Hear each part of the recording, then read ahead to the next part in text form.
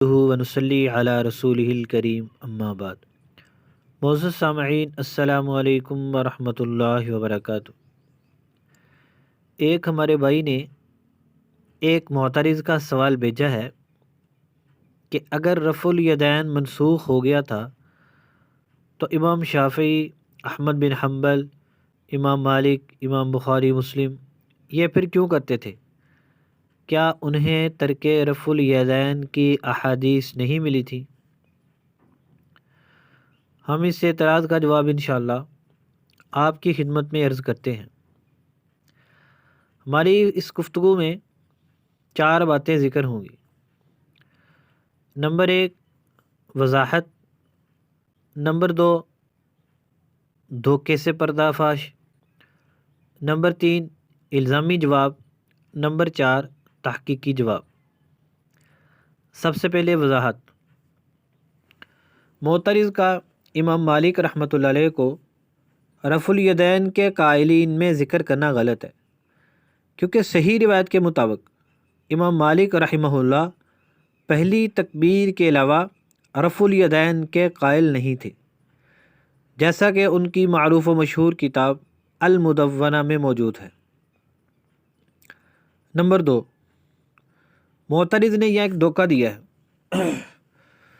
اس نے امام احمد اور امام شافعی کو اپنا موافق ظاہر کیا ہے، حالانکہ حضرت امام احمد اور امام شافعی غیر مقلدین والا رفع یدین نہیں کرتے تھے، کیونکہ غیر مقلدین اور انجینئر مرزا جہلمی تیسری رکعت کے لیے کھڑے ہونے کے وقت بھی رفع یدین کرتے ہیں، جبکہ امام احمد اور امام شافعی رحمۃ اللہ علیہ 2 رکعت سے اٹھ کر رفع الیدین کے قائل نہیں تھے۔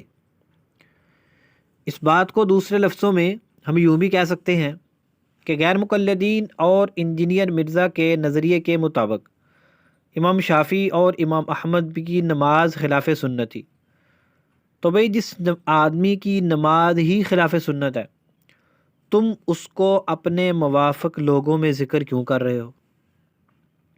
اب سنیے اعتراض کا الزامی جواب کہ کیا ان لوگوں کو ترک رفع الیدین کی احادیث معلوم نہیں تھی؟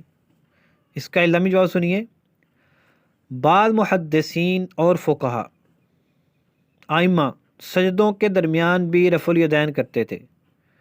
مثال کے طور پر چند حوالہ جات آپ کی خدمت میں پیش کرتے ہیں۔ حوالہ جات تو بہت ہیں۔ کتاب ہے حضرت امام بخاری رحمۃ اللہ علیہ کے استاد امام ابو بکر بن ابی شیبہ کی۔ ایوب فرماتے ہیں کہ میں نے امام نافع کو دیکھا، امام طاؤس کو دیکھا، وہ دونوں حضرات دونوں سجدوں کے درمیان رفع یدین کیا کرتے تھے۔ مصنف ابن ابی شیبہ، حدیث نمبر 2813۔ دوسرا والا بھی سن لیں۔ اشعث سے روایت ہے کہ حضرت حسن اور ابن سیرین دونوں سجدوں کے درمیان رفع یدین کرتے تھے۔ مصنف ابن ابی شیبہ، روایت نمبر 2814۔ اس کے علاوہ بھی اس کتاب میں اور دیگر کتب میں آپ دیکھ سکتے ہیں کہ بہت سے ائمہ سجدوں کے درمیان بھی رفع یدین کرتے تھے۔ تو ہم معترض کے اصولوں کے مطابق ان سے پوچھ سکتے ہیں کہ سجدوں میں رفع یدین نہ کرنے کی جو احادیث تم کو پہنچی ہیں، کیا وہ احادیث سجدوں میں رفع یدین کرنے والے ائمہ کو معلوم نہ تھی؟ اگر ان کو معلوم تھی تو وہ سجدوں میں رفع یدین کیوں کرتے تھے؟ تو جو جواب اس اعتراض کا تم ہمیں دو گے، ہماری طرف سے اپنے اس اعتراض کا جواب سمجھ لو جو تم نے ہم پر کیا ہے۔ اب سنیے ذرا اعتراض کا تحقیقی جواب۔ بعض مرتبہ ایک عالم کو ایک حدیث ملتی ہے، دوسرے کو نہیں ملتی، تو جس کو ملتی ہے وہ اپنے مذہب کی بنیاد اس حدیث کو بنا لیتا ہے، جبکہ دوسرا اس حدیث کے مطابق عمل نہیں کر رہا ہوتا، کیونکہ اس تک وہ حدیث پہنچی نہیں ہوتی۔ نمبر 2 بسا اوقات ایک عالم تک ایک حدیث پہنچی تو ہوتی ہے، لیکن پہنچی ضعیف سند سے ہوتی ہے، اور ایک کے پاس صحیح سند سے پہنچی ہوتی ہے۔ تو جس کے پاس صحیح سند سے روایت پہنچی ہوتی ہے وہ اس کی مطابق اپنا عقیدہ و نظریہ بنا لیتا ہے، جبکہ جس کے پاس ضعیف سند سے حدیث پہنچی ہوتی ہے وہ اس حدیث کے مطابق عمل نہیں کرتا۔ تو اس لیے صحیح سند پر عمل کرنے والے کو یہ نہیں کہا جا سکتا کہ تم اس حدیث پر عمل کیوں کر رہے ہو، فلاں امام تو اس حدیث کے مطابق عمل نہیں کرتا تھا۔ تیسری بات، بعض مرتبہ ایک موقف، ایک نظریے پر ایک امام کا اجتہاد اور دل مطمئن ہوتا ہے، جیسا کہ امام ابو حنیفہ رحمۃ اللہ علیہ، امام طحاوی وغیرہ، ان حضرات کے نزدیک رفع الیدین منسوخ ہے، کیونکہ انہوں نے جب دلائل کو دیکھا تو اجتہاد سے انہوں نے یہی فیصلہ کیا، جبکہ امام شافعی رحمۃ اللہ علیہ کی نگاہ میں رفع الیدین منسوخ نہیں ہے، اس لیے وہ رفع یدین کے قائل ہی رہے۔ تو اس میں تو اختلاف کی کوئی بات ہے ہی نہیں۔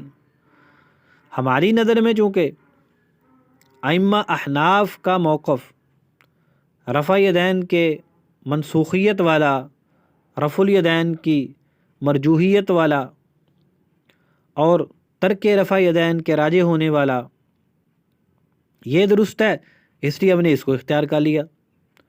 جبکہ غیر مقلدین کسی امام اور کسی فقہ کے پابندی نہیں ہے، یہ تو نفس کے پجاری ہیں۔